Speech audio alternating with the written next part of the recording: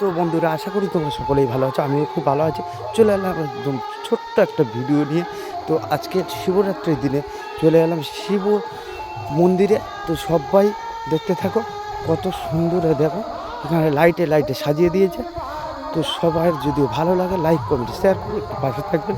এই ভিডিওটা ভালো লাগলে সবাইকে একটু শেয়ার করে দেবেন। পরস্পর সবাই সবার পরিবারে যেতে হয়, এটুকু আমরা সবাই জানি। দেখো এখানে কি সুন্দর করে সাজিয়ে দিয়ে, তোমাদের ভালো লাগবে আশা করি। এখানে আজকে নাম কীর্তন হচ্ছে।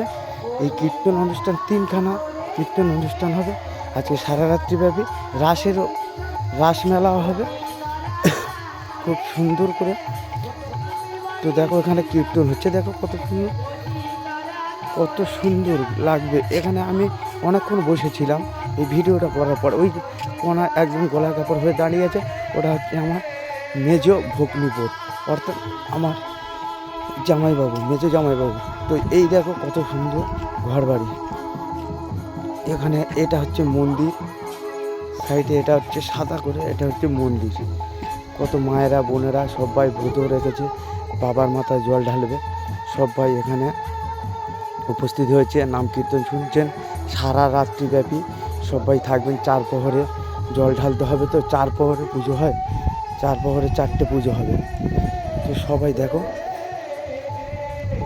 এখানে এই যে মন্দিরটা কত সুন্দরভাবে সাজিয়েছে, মন্দিরটাও খুব ভালো লাগছে। আর এই যে শিবলিঙ্গ, দেখো শিবলিঙ্গটাও খুব বড় শিবলিঙ্গ।